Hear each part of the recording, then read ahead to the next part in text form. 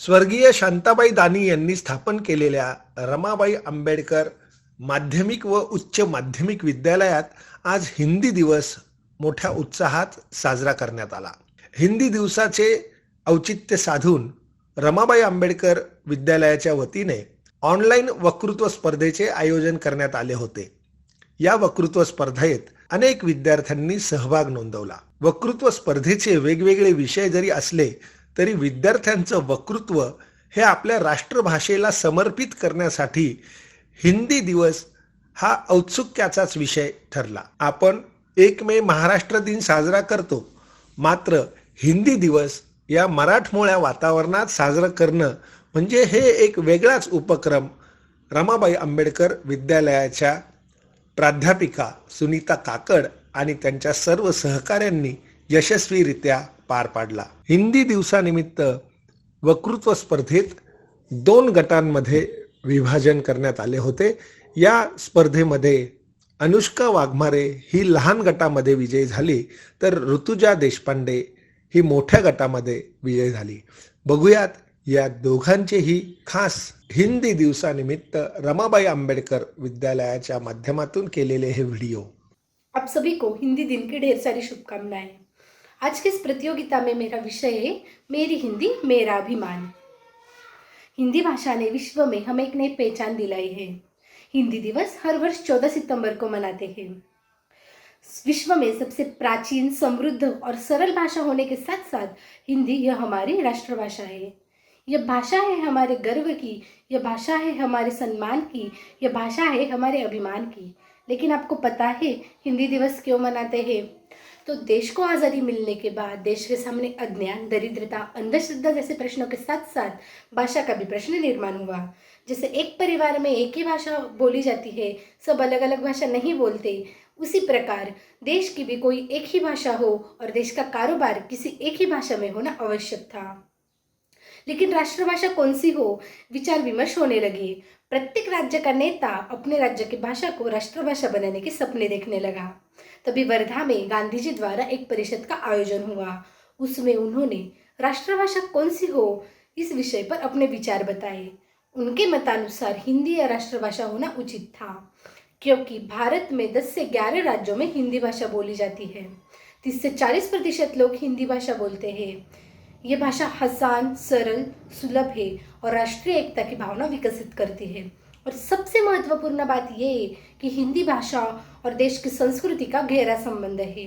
आदि बातों के कारण 14 सितंबर 1949 को संविधान ने हिंदी को राष्ट्रभाषा का सम्मान दिया और तब से 14 सितंबर यह दिन हम हिंदी दिन के रूप में मनाते हैं।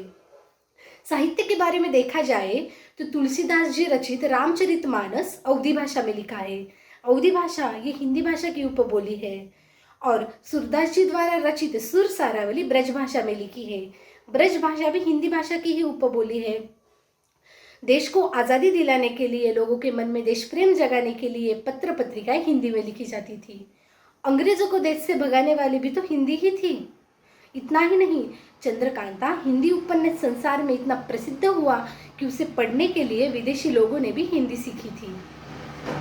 हिंदी के साहित्यकार मुंशी प्रेमचंद जी पूरी दुनिया के प्रमुख 3 साहित्यकारों में से एक है। आज न्यूज चैनल मनोरंजन हिंदी में ही है। कितने आदमी थे, बस 2 थे सरकार, कौन से फिल्म का डायलॉग है?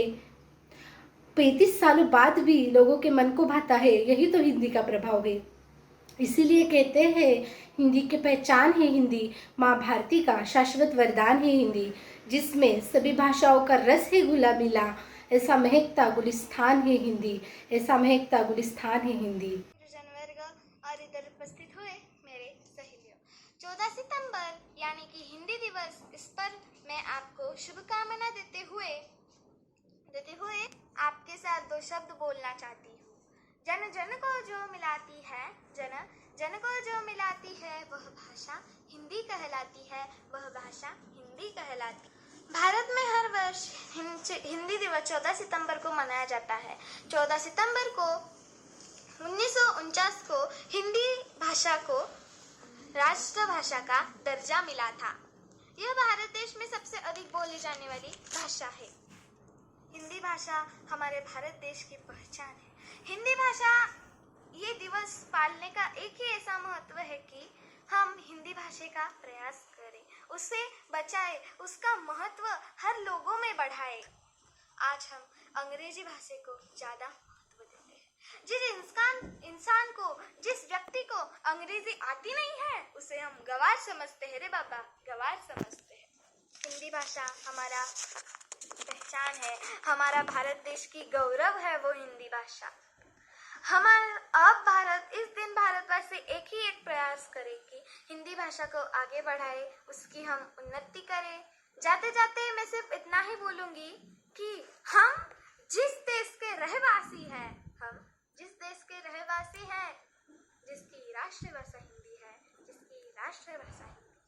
इतना बोल के मैं मेरे 2 शब्द खत्म करती हूँ। जय हिंद, जय भारत, धन्यवाद। या स्पर्धेत ऋतुजा परदेशी मराठा हायस्कूल, स्वयंप्रभा मिश्रा आरपी विद्यालय, तक्षशिला विद्यालयातील श्रावणी पाळदे मोठ्या गटातून विजयी झाले, तर तनुजा कळसकर श्रीमान योगी विद्यालयातून उत्तेजनार्थ म्हणून विजयी झाली, तर लहान गटातून अनुष्का वाघमारे रमाबाई आंबेडकर विद्यालय, यांशी कोठारिया आरपी विद्यालय, कृष्णा पारिक एपी पटेल विद्यालय हे विद्यार्थी अनुक्रमे विजयी झाले। सर्व विद्यार्थ्यांचे अभिनंदन रमाबाई आंबेडकर कन्या विद्यालयाच्या वतीने करण्यात आले। सभी को हिंदी दिवस की बहुत बहुत शुभकामनाएं। मैं लता नेहरा गत 15 वर्षों से हिंदी अध्यापिका हूँ। हिंदी दिवस के अवसर पर रमाबाई आंबेडकर कन्या विद्यालय द्वारा ऑनलाइन प्रतियोगिता का आयोजन किया गया। सभी प्रतियोगियों ने अपने ऑनलाइन वीडियो बनाकर उनको भेज दिए थे, जिसमें से उन सभी प्रतियोगियों का 2 ग्रुप में विभाजन कर दिया गया। कक्षा 5 से 7 का एक ग्रुप, कक्षा 8 से 10 का एक ग्रुप। और श्रीमती सुनीता काकड़ जी ने मुझे योग्य समझा कि मुझे इस प्रतियोगिता के लिए मूल्यांकन करने के लिए आमंत्रित किया, जज बनाया और मुझे इन प्रतियोगियों को परखने का मौका मिला। सभी बच्चे बहुत ही उम्दा तरीके से उन्होंने हिंदी के प्रति अपनी भावनाओं को व्यक्त किया है, अपनी बात को रखा है, कविता के माध्यम से हो या हिंदी के दिवस के महत्व के बारे में हो या मोबाइल के बारे में या कोविड बीमारी के बारे में हो।